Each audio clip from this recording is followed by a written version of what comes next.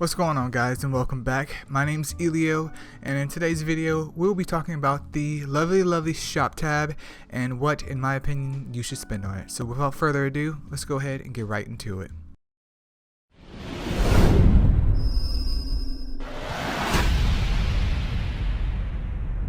Alright, so boys, we are in the good shop over here, which is at the bottom of the screen towards the left where I hit the tab at, and this is the one-stop shop for everything in the game, which you get from doing the various modes, and they are listed right over here, so it's very easy to keep track of what currency goes where.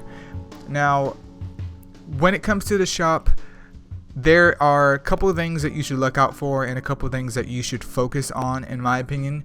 Like, you shouldn't really flip-flop between things. Like stuff over here for items, honestly, I'm not going to spend shards unless I'm like that close to getting whoever, but even then I'd rather just spend an Omni shard because it's easier to get. I wouldn't spend anything, pretty much anything over here, like anything gold wise.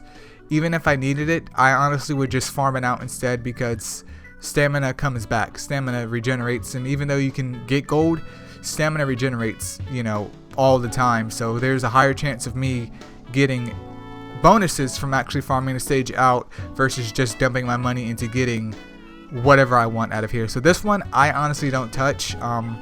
Maybe if you actually needed something, then go for it, but I definitely wouldn't even spend my tokens or my gems on getting something like this when I can farm it out, unless this somehow is going to help with my progression. Just saying. Now for the rest of these shops, it's pretty similar to what I'm about to say here for everything. When you first go into them and you look at them, you're like, wow, dude, I can actually, you know, get some character shards. Wow, I don't have Tosin, I can actually get Tosin. Or I don't have Soifon, I can actually get Soifon. And yeah, you can get them because maybe you haven't pulled them yet, but you really want them. I understand that, but the name of the game, you're gonna have to pull characters anyways, especially to get limited units. So even in time, even if you don't have them right now, there is a high probability, at least in the future, that you end up pulling these units anyways. So there goes 40,000 of your points just down the drain.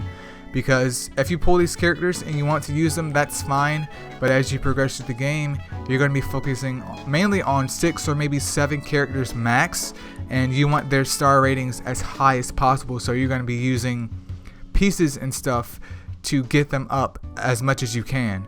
And the problem that you're going to run in here is that you're spreading all of your coins essentially across multiple characters just to have them, when it's not going to help you progress through the game. Now, I'm not saying that, you know, if you like Nemu, hey, if you like Nemu, go for Nemu.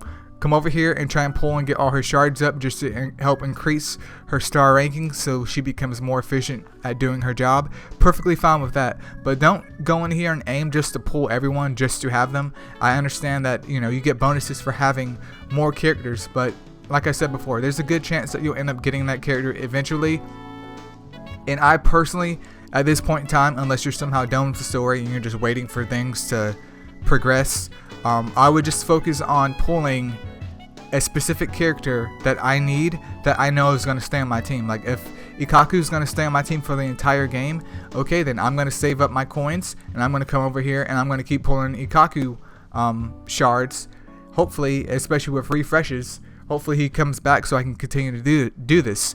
If not, if there's no one in here on your party that you're not going to keep during the game, then don't bother focusing on pulling these right now. You will eventually pull these guys, and if you don't, maybe once you get to the end of the game, you could focus on them instead.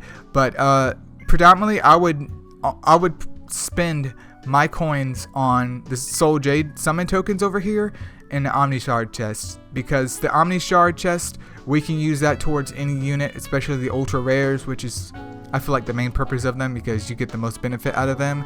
And then the Soul Jade tokens also help with summoning. So if you're short with summoning, or you want to summon but you don't want to use up all of your Soul Jades, then you can take this, and, you know, 2 of these is going to cost you quite a bit of points, but you can take that and get a 10 pull just like that. So I would focus on those instead, because you get more value out of those than you would focusing on one character, because you could spend, you know, the nearly 45k, which I do believe it is 45k total, and end up pulling 2 of these dudes.